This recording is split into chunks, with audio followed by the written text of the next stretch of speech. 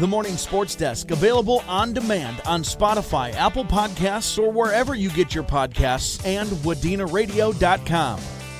It is the Morning Sports Desk on a Friday, the 6th of September. I'm CJ Baumgartner. There is Corey Tackman. Corey, we have some games to recap from last night. We have some games to preview for tonight, and we also are going to talk a little Vikings. First, let's start off, though. You had a volleyball game last night up in Menahga, Sebeka Menahga, that rivalry there. How was that game last night? Give us all the deets. Give us the tea. Give us the whatever slang is popular with the kids these days. The DL. I'll give you what's on the DL. What would you give them the Detroit Lakes for? Interesting. Actually, none of this would be on the down low. It's all very public information. It was the opening night of Park Region Conference Volleyball.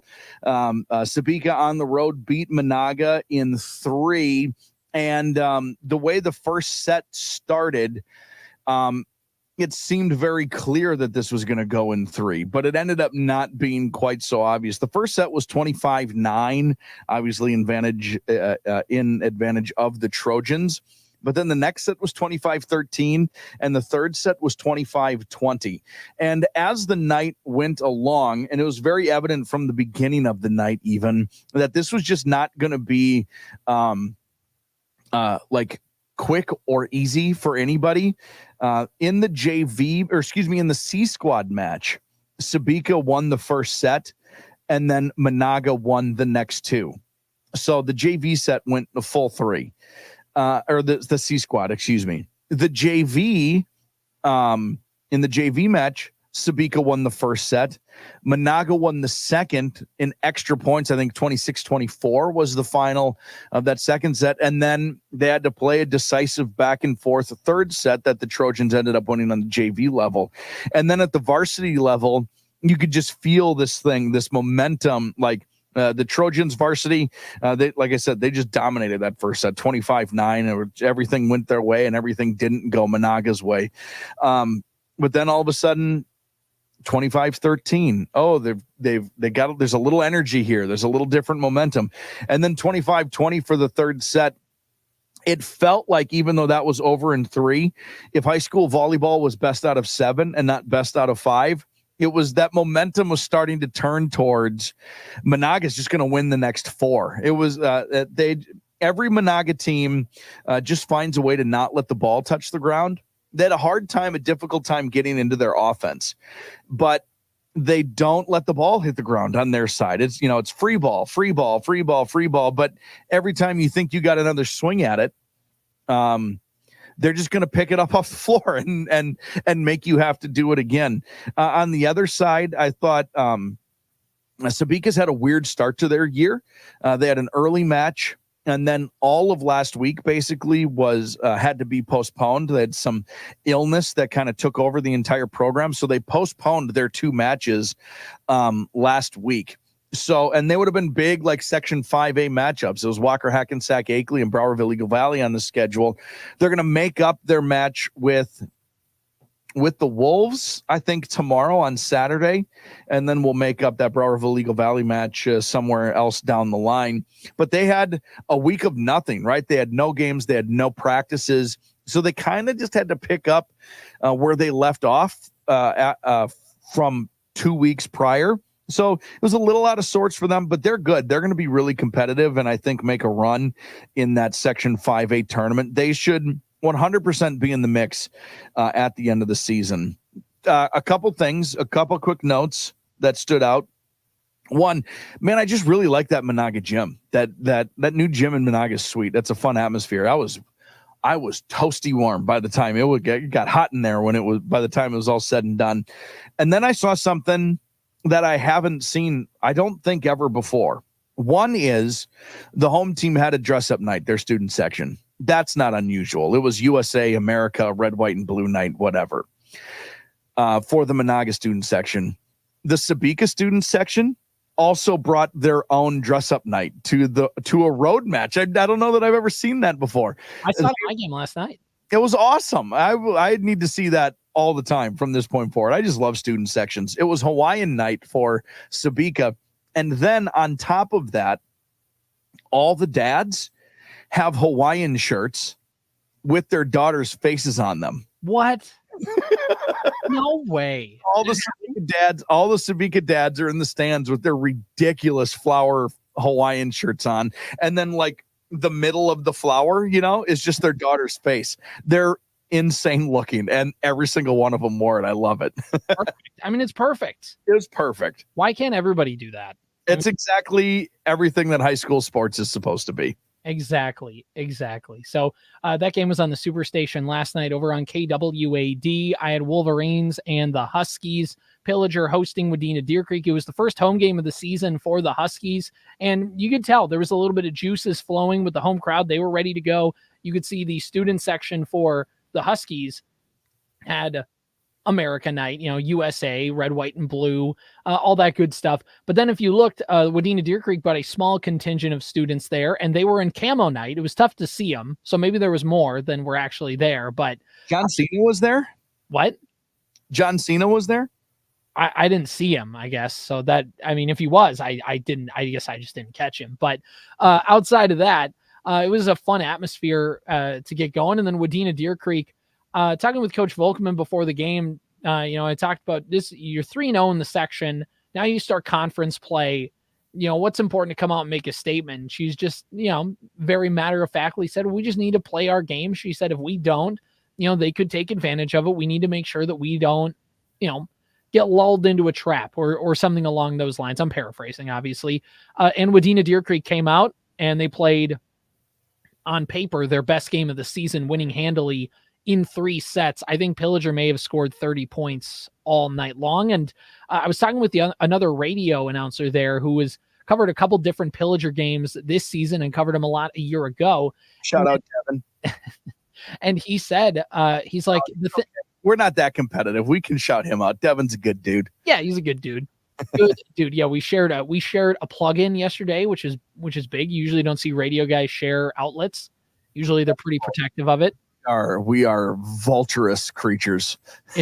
We are territorial creatures. Nothing is ever more competitive than you going to a spot and there's one outlet left and a radio station you don't know and is miles away from you. Like, it's not even like you're competing. You're doing a state tournament game and they're covering a team in the southern part of the state and you're covering Menahga or something like that. And they're just absolutely refusing to help you out. It's like, okay. Yeah. Like, we're not even, it'd be one thing. It's still not cool, but it'd be one thing if it's like, that's my competing station. I want to make sure that my call is better and it's not I get that. And also, it's a central location site game, and they don't even play for 2 more games, but they've got their outlet claimed. Right, exactly. Cool, bro. Cool. Anyway, this is a Pillager team that, a year ago, they were 10-18. Their record doesn't show it because they're 2-5 right now, but they've had a tough slate of games throughout the first 2 weeks of the season, including a tournament in Royalton where they played a lot of section opponents, but they're better than they were a year ago, and Coach Lonnie Stokes has got them in the right direction. They're just a team that's looking to kind of take that next step. They have a lot of juniors on that roster, and there's a little bit of you can see the vision, you know what I mean, for what they want to get going there. They just didn't play very sharp. They had some violations that gave Wadena Deer Creek some free points. They weren't quite able to get their offense going. They really didn't have anybody stand out in kills, and it's one of those nights where it just didn't quite get going on offense, and you had some violations that took some of the times your offense did get going away and allowed Wadena Deer Creek to get those points. And when you play a team like Wadena Deer Creek, which according to the MN Scores app has the Wolverines ranked as 7th in 2A, they're going to take advantage and they're going to make you pay. And that's exactly what Wadena Deer Creek did.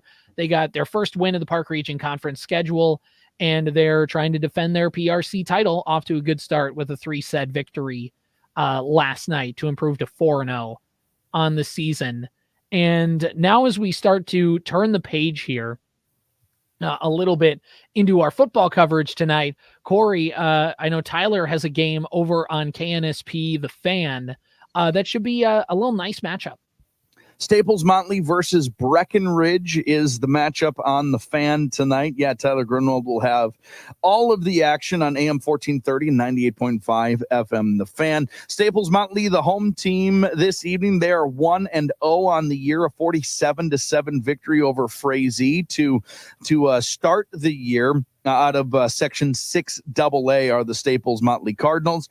They'll take on the Breckenridge Cowboys, who are 0-1 to start this season. A 26-6 loss to what is likely going to be a pretty good Pelican Rapids team. Breckenridge in Section 6A, so a little bit of a class size difference, but that's the big one.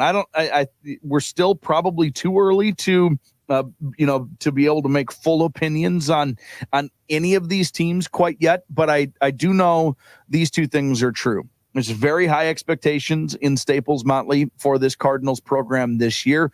I think they fully expect to compete for a section championship and believe that they can make a state tournament.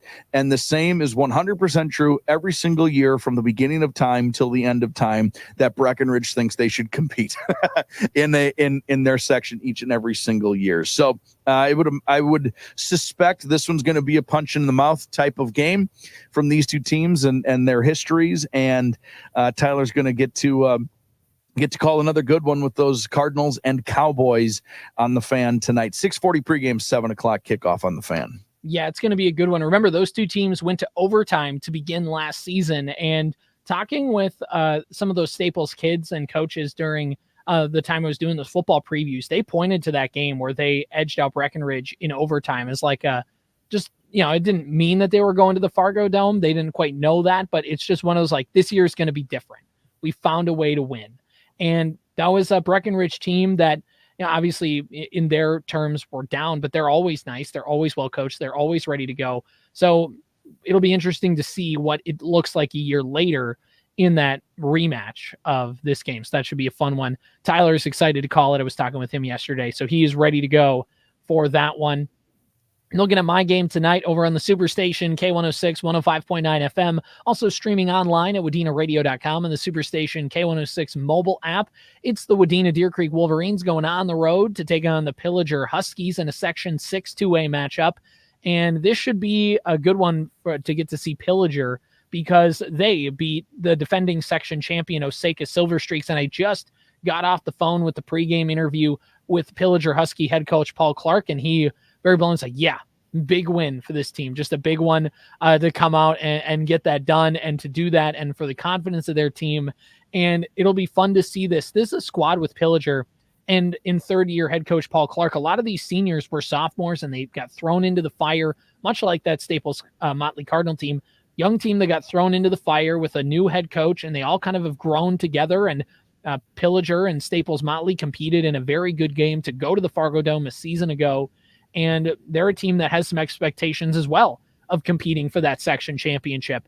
Mm-hmm. So it'll be fascinating to get to see that team come out there. But he talked about just the process of growing together through those years and taking the lumps, and how much this year's seniors really have taken that mantle upon themselves to be a crew that turned the program around and got football in a good spot for the Huskies. And it'll be fun to see. The other fascinating thing about this interview, Corey, was I asked him, I said, what's the style of football, for those who don't know, of the Pillager Huskies? And he said, we don't play football. We play keep away. And he said, we had an 8-minute drive in the second quarter to get the last play of the half to score a touchdown against Osakis. Got the ball right away in the third quarter. 10-minute drive, capped off with a touchdown. And I mean, if you can do that, especially at this level, I mean, that's going to make any head football coach, that they're going to have the biggest smile you've ever seen in your life if you can do a drive like that.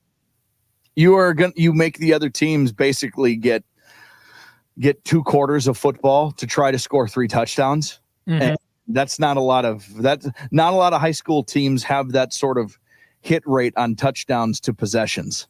Right. So if you can do it in limited possessions, it's going to be, you're going to make it tough for the other team. Right. And the Wolverines, talking with head coach Peter Meyer, talking about the things that they'd gotten better from the first game of the season. And I asked him, and he will be the first to tell you, he's like, the score is what it was, but he said our guys were in the right spots on defense. We just need to make the plays. We are in the right positions. Our guys are getting to where they need to be.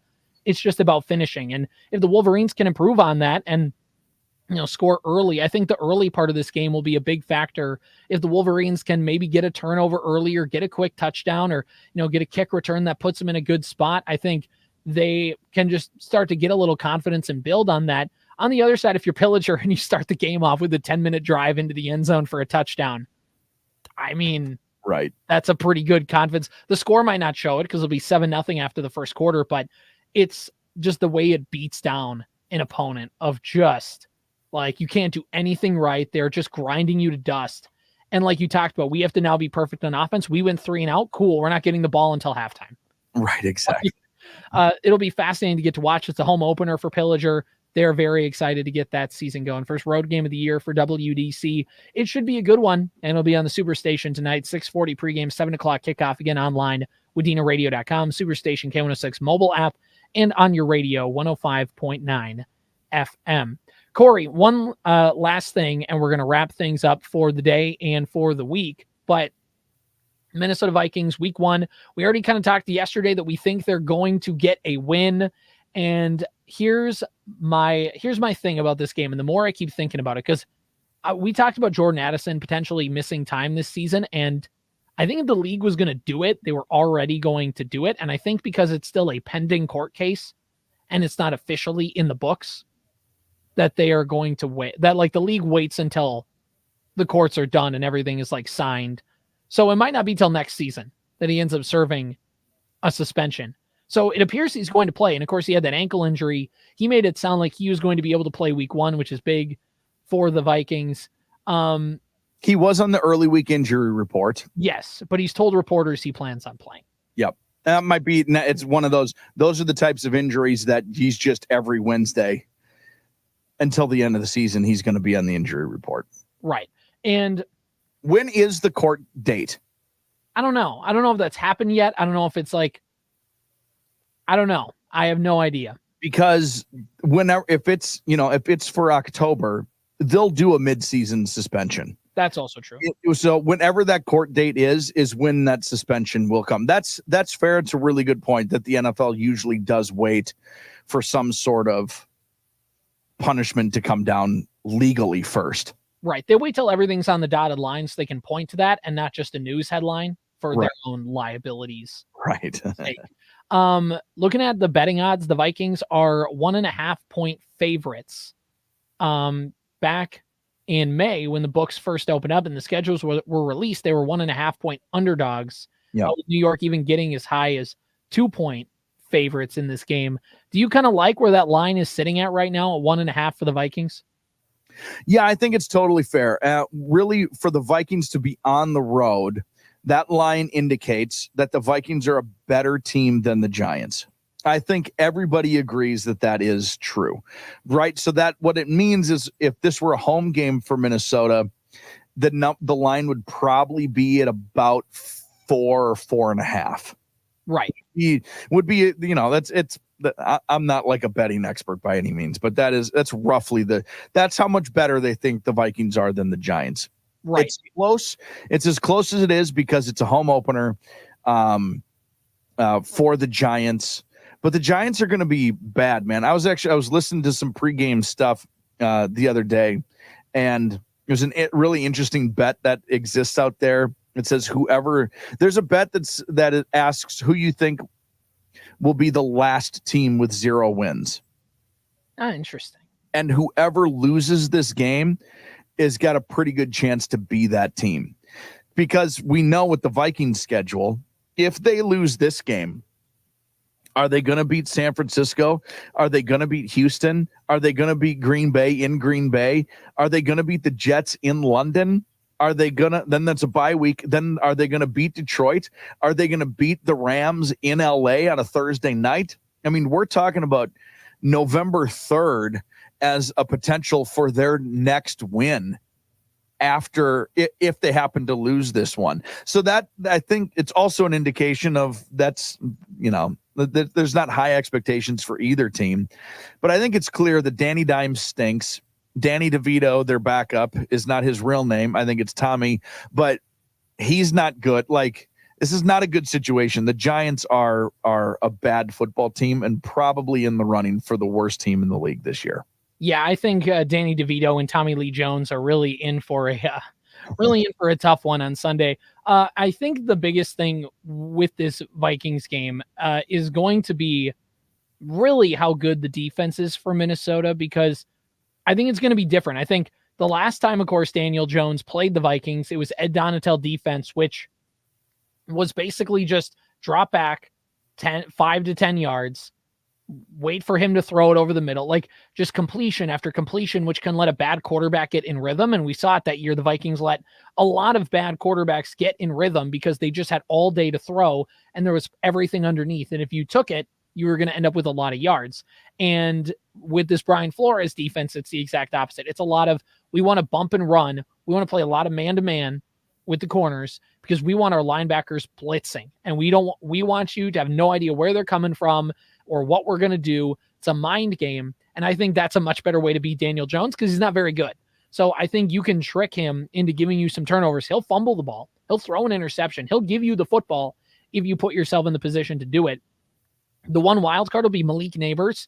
I think he's going to be pretty good based off everything we've seen out of LSU corners. They typically come into the NFL and play very well right away.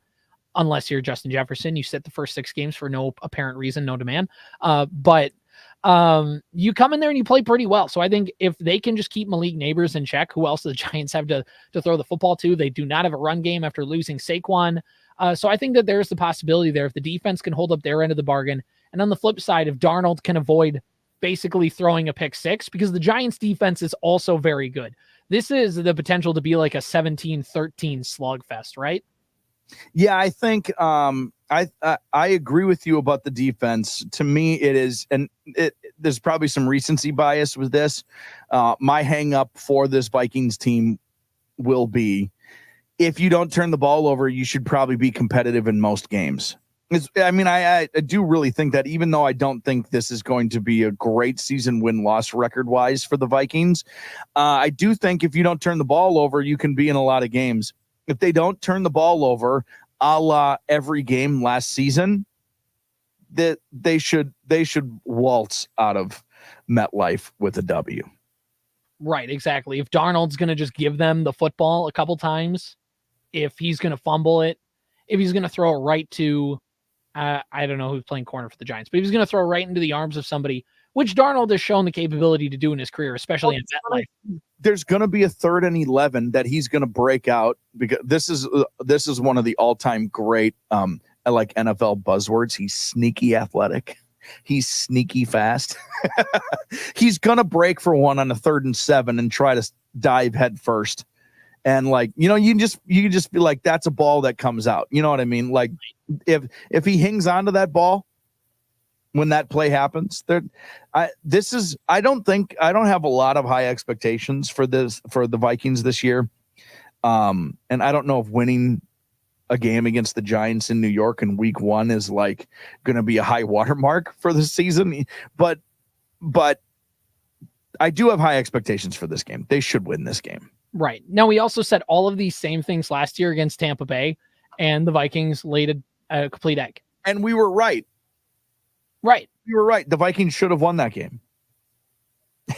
And then they beat San Francisco, and then it washes out. And every game that they lost, pretty much until the end of the season, first half of the year, every game they lost, they probably should have won. Exactly. And that's just the course of a season. They'll probably lose to the Giants, but then somehow they'll beat Detroit on the road or something like that. And it'll like even out of where it's like, okay, well, that game we thought they were going to lose, but they won this game. And you never really know. There's so much uncertainty. I think barring the Vikings beating the Giants by 60, remember when Miami dropped a 70 burger on whoever they played early in the season last year on the Broncos? Yeah. If barring that sort of situation where the Vikings drop 70, I think I have them for a loss until week 9. So it would be nice to get a W out of the way here early. One last thing. my mind. I don't think even just a nice win doesn't change my mind. Right. Even if they go in to win 24-7 or something like that. A nice, good, healthy, hearty win. It's not going to change my mind for the rest of it. If they win 70-14, then I might change my mind and feel differently, but I just don't see that happening. Yeah.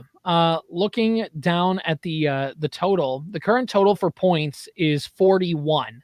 You taking the over on that or the under? I'm taking the under. Ugh, that's not very good, is it? No. I'm thinking it's going to be like a 13-10 type of slog. The Vikings will win it, but I think both defensive lines are going to create fits for the opposing quarterback.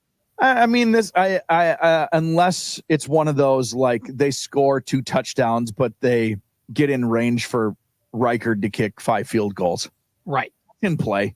That's in play. It's in play for their offense to be just good enough to give Reichard 5 chances from 48 yards. Right. And that's the other thing. New kicker. A lot of people who don't really follow the team are going to turn it. They're going to sit down in their recliners on Sunday afternoon and go, who the heck is this guy? Yeah. And I happen to even know his name. I might think that. you're going to look at his baby face and be like, who is this? I mean, it'll be fascinating to watch because I fully expect he's going to have some big kick. It's not just the Vikings thing. That's just you have a rookie kicker. It's week 1. Blair Walsh's very first game, he had to come in and kick a game-winning field goal in overtime. Right. At the Metrodome. So I could very much see like Vikings down 20-21, 5 seconds left. Yep. Justin Jefferson just gets a miracle catch. Right. And gets them to like the 38-yard line. Right. Which, by the way, if it's 20-21 with a game-winning field goal, you hope you'll bet the over. 24 points is the max amount of points a team will score in this game. Yeah, I think that's fair. Yeah, I think I would go I think I wouldn't even bet this game. No, I'd stay away from this one. Yeah. I'd stay away from betting on all Vikings games and just betting in general. But yeah, this is the specific one. If you were going to bet, don't bet the over. Take the Vikings. Take the Vikings -1.5. Because do you think they're going to win by more than a field goal? Probably. Although in your scenario, they wouldn't. You should have bet the over. So don't bet this game. Don't bet this game. All right. Perfect. This has been the Morning Sports Desk for Friday, September 6th. We'll see you on Monday and we'll recap everything. We'll recap everything then. Bye. Bye. The Morning Sports Desk, available on demand on Spotify, Apple Podcasts, or wherever you get your podcasts, and WDenaRadio.com.